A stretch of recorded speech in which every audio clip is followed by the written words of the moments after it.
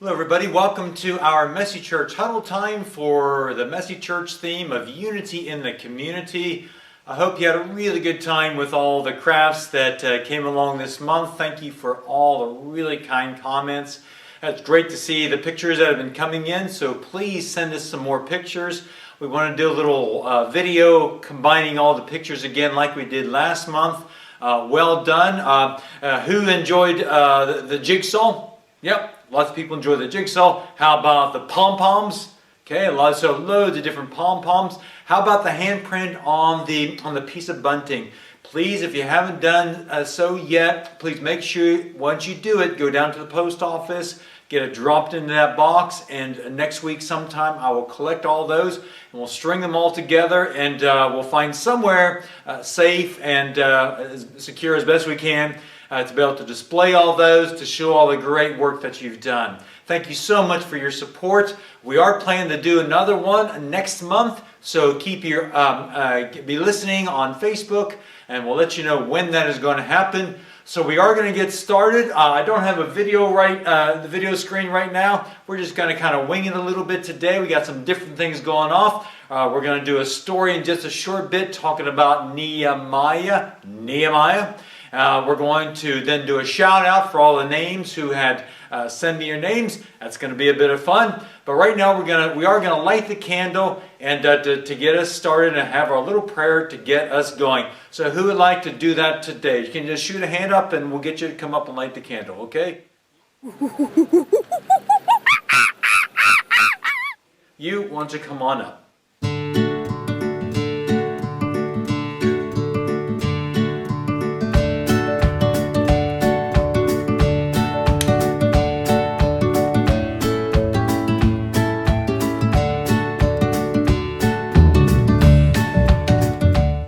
Thank you very much. Well done. So we're going to have a brief prayer. We have a prayer that we normally show up on the screen. For all of you who know it, I want you to say it with me. It says, Lord, we welcome you today as a light of the world. And then I'm going to have a short prayer as we get started into our huddle time. So here we go. 1, 2, 3. Lord, we welcome you today as a light of the world.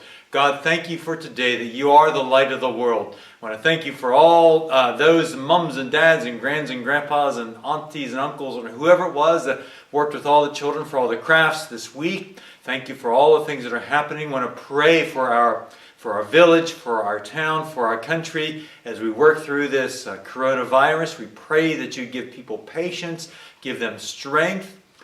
That we be able to get through this thing together very soon, that we all could have unity in the community. In Jesus' name we pray. Amen. So let's take just a few minutes and think about the story that was in your booklet. The man's name was Nehemiah. Can we say that all together on the count of 3? 1, 2, 3. Nehemiah. Nehemiah. Nehemiah was living in a place that was not home to him. He was forced away from his home to a different city. That's a whole nother story, and we won't get there. But Nehemiah was missing home, like you do. And Nehemiah had a really important job. He was called a cupbearer to the king. So I've got Nehemiah here, and he's carrying sort of a cup. Kind of had to make a cup. And here's the king right here, sat on his throne, looking real important and all that sort of thing. You got someone stood there as a servant. Nehemiah's job was to make sure that there was nothing that was poison that would get to the king. So Nehemiah had to taste any drink first before the king would drink it. So one day Nehemiah had someone come visit him. So he came to Nehemiah and visited Nehemiah. He said, "Oh, Nehemiah, what?" He said, our home, Jerusalem, it's so sad that the gates are burned and the walls broken down and all kind of things are happening like that." And Nehemiah was sad. He didn't like to hear that. So the man went away. And Nehemiah sat down. And he thought. And he prayed. And he was really heartbroken. because you know what? I know we don't have a wall around our town, Doncaster, or around our village, Rosington, but there is a wall up in York, and I think there is one other one in England. And you know what's really important about a wall? A wall protects the city. A wall gives the people in the city confidence that they are, at least for a while, protected against the enemy, so they can sleep at night and they feel safe, and the families feel safe. And Nehemiah's heart was in his home at Jerusalem, and he was just so sad. And Nehemiah felt that he wanted to pray and ask God. He felt God leading him to do something. So he prayed and thought and maybe walked around and trying to figure out what to do. And so one day he thought, I'm going to talk to the king. You know, the thing is, if Nehemiah was to talk to the king before the king would summon him, it's possible that Nehemiah could get in a lot of bother. But he really knew that God wanted him to do something very special back home. You know what? God's really interested in everything about us and everything in our lives. And maybe you're scared a bit about the whole coronavirus thing. Maybe you're nervous about school or what's going to happen. You know, just do whatever your parents would want you to do. But everything just seems kind of overwhelming and scary, and maybe you're getting bored some with having to stay home and all these things. And all these things, you know what, we can go to God and just talk to God. Prayer doesn't have to be a scary thing. Oh no, Nehemiah fell down. Prayer doesn't have to be a scary thing. And all Nehemiah did was he went to God, and he said, God, the walls of my hometown are broken down, and the people are living in fear. So Nehemiah then prayed and asked God for strength and courage. And then he went up to the king and talked to the king. And I can imagine maybe Nehemiah was a bit nervous. That's normal. That's normal. I remember watching a film one time called The Wizard of Oz, and it's a long story, and I loved it. I remember watching it loads of times as I was growing up. There's some scary bits that because there was a wicked witch and all kinds of things happen and all that sort of thing. But I remember one time when one of the characters, he was a lion, and he was really nervous, and he was really scared, and he wanted some courage. And so he wanted to go up and talk to someone called the wizard, who was meant to be the magical person who could give lots of things. And so he wanted to go up and ask the wizard something. And he was like, he went up to this great big hall. He was like, tuk, tuk, tuk, tuk, tuk, tuk, tuk. And all of a sudden you hear this big voice, what do you want? And the lion was like, and he was really scared, and he didn't want to ask the Wizard of Oz anything. But the Wizard of Oz told him what to do, but he just ran out of there as fast as he could. But you know what? Nehemiah was a little bit different. Nehemiah knew that God wanted him to do something, so he was bold and he was brave. I'm sure he was nervous, but he stepped out and said, I know God is with me, so I'm going to ask the king for a favor. So as Nehemiah went up to talk to the king said, Nehemiah, what's the matter? You look so sad. And then Nehemiah said, well, who wouldn't be sad when my hometown, the gates are all burned and the walls are broken down? Would you allow me to go back and repair the gates? And the king said, how long are you going to be? What are you going to need? And then Nehemiah told him the answer. And then the king said, okay, you can go back and rebuild the walls. And Nehemiah was like, yes. And so then Nehemiah gathered some people. And not only that, what's really cool is that the king said, not only can you go and you can take people to help you, but the king said, I'll even provide you wood and stone and all those different kind of things so that you can rebuild the wall again. How cool is that? So now we're going to sneak over to where Jerusalem and the wall is. So here we are. So here's Nehemiah. So he arrives in Jerusalem. And there's some other guys who had come over to help him build. And they're there. There's that one. And here's another one. He doesn't have much in his head, but that's okay. And so when they looked at the wall, I can imagine now they must have been really sad. But here's our city. We got all different kind of stuff in our city. So we've got maybe that's like a food shop, and maybe that's a tractor, or maybe like a 4x4 thingy to do fun stuff with, and maybe that's like a big shopping center. And then maybe I tried to do that. Maybe that could be like a swimming pool, like they could go, oh, like that. But as they were there, they saw can you see all the wall, all the bits like that are broken all around my wall. All different things are broken. And then here's a gate. It's nearly fallen down. And what could happen if an enemy saw that? They could say, oh, that'd be easy. I could break into that city. But the amazing thing is that there was loads of people. And Nehemiah gathered all the people together. And he said, listen, guys, listen. Our home, Jerusalem, is in a right state. The wall's broken down. The gates are all burned with fire, and they're broken. Let's work together and let's rebuild this wall. So the cool thing is that so many people worked together, and they gathered bricks and the things that they got from the king, and they started to rebuild the wall bit by bit. And I know it was a lot of work, all the things that they had to do. And the great thing is that everybody worked together, and everybody did their bit to help rebuild that wall so that Jerusalem could be safe, so that the families who were living in there could be safe. And that's what they wanted to do. But you know what? It took everybody. I did say in the paper that there was one group of people who said, you know what? I'm not bothered. You know what? I know sometimes when you think, well, how come I'm trying to do my bit and not everyone's trying to help get stuck in and look after our community and try to support each other?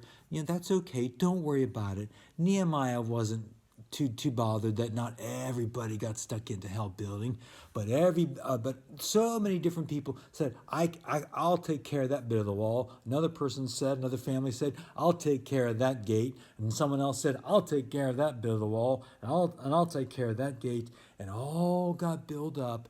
And only 52 days later, that wall was built back up with those gates back put in place, and the city was protected. And that's an amazing, amazing thing to do in such a short time. And how did it happen? That so many people got stuck in. Don't worry that not everybody did. So here's the thing. You got in one of your crafts the little bricks to make out of the card. Did you do that? And what did you put down? What kind of things did you do to help your community during this time of this COVID-19 virus? Are you doing things like helping your parents to keep the house tidy? Are you doing your bit to stay 2 meters apart when you're in the shops? Are you doing your bit to be really careful to try and keep yourself safe, to try and keep other people safe? Are you doing your bit to maybe keep things around the village tidy by not chucking paper on the floor? Are you doing all those things? And did you write some things down on those bricks to be able to build your wall like Nehemiah built his wall? And you know what? I really think that if we all do that together, just like Nehemiah had his team and they all worked together to build that wall, I think that as a village, we are pulling together and we're doing lots of things to help one another. It is so cool to see all the different things of people offering books, because I know the library's shut. People are offering books that other people couldn't come by and have a book. Some people we have loads of people who are offering to help pick up medicines or go to the shop, go to the post office, because there's loads of people who can't get out still.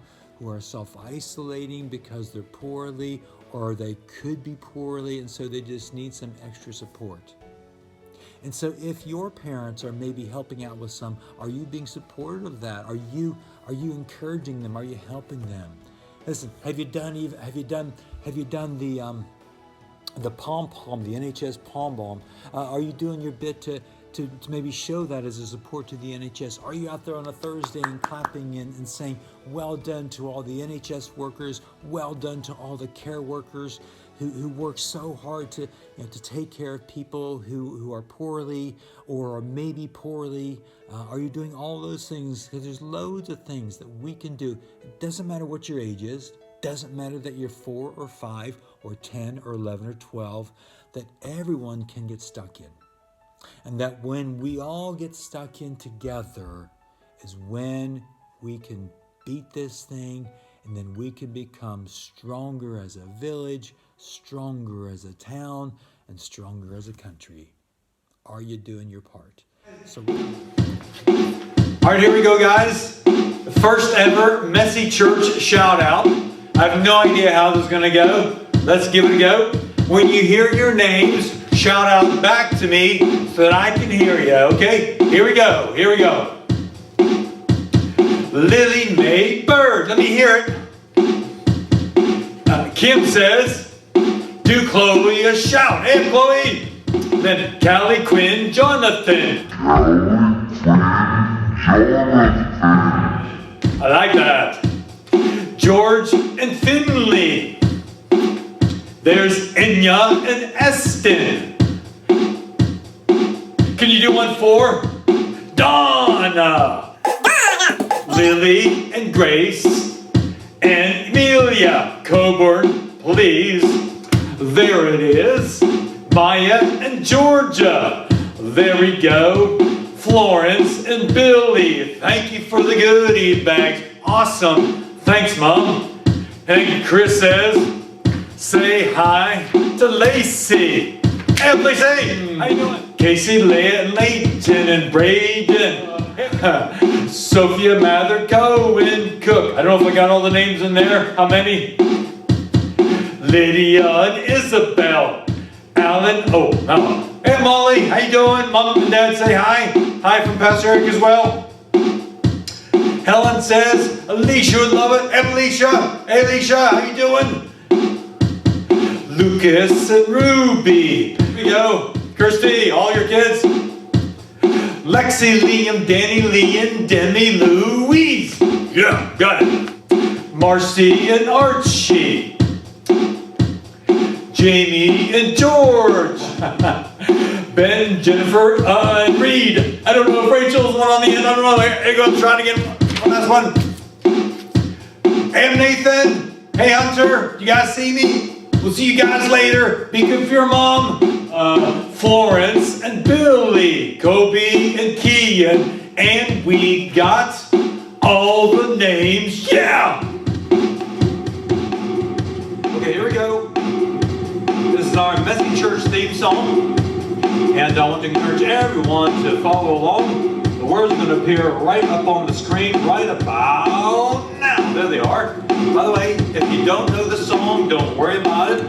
But the tune is the same tune as our God is a great big God. For anyone who's had me in assembly at Grange Lane or Torndale, it's the same tune, but just different words. The words are right there, so you can follow along. So you need to get up off settee, get up off the chairs, and sing along with me. And here we go.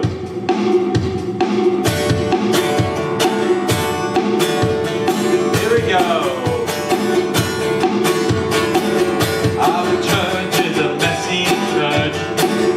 Our church is a messy church. Our church is a messy church. And it's so much fun to be here. Do it again. Here we go. Our church is a messy church. Our church is a messy church.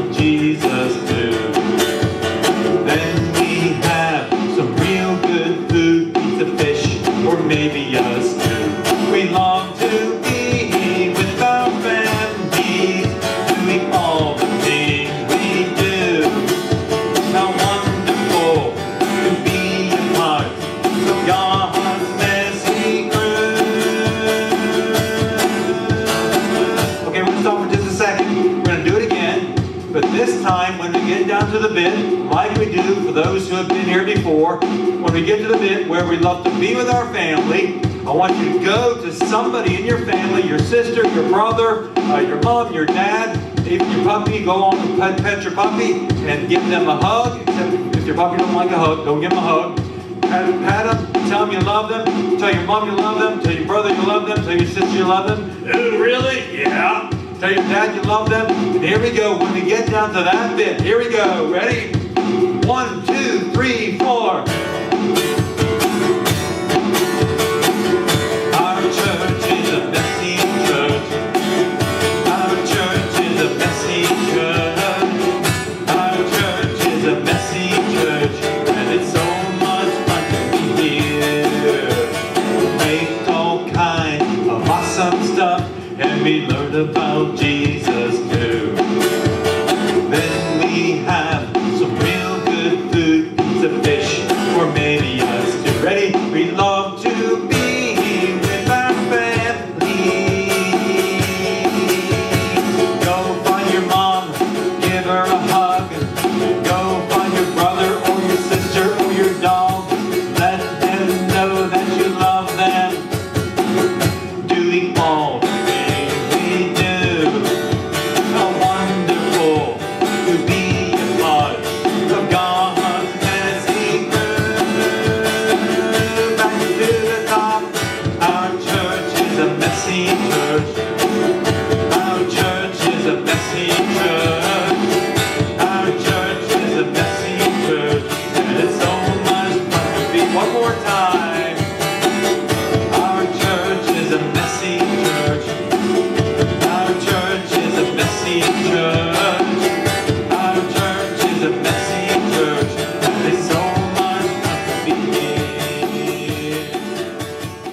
so much for coming along to our very special kind of Messy Church Huddle time. And so I want to encourage you to be looking out on Facebook for the next Messy Church in May. And we'll get together again and have another great time.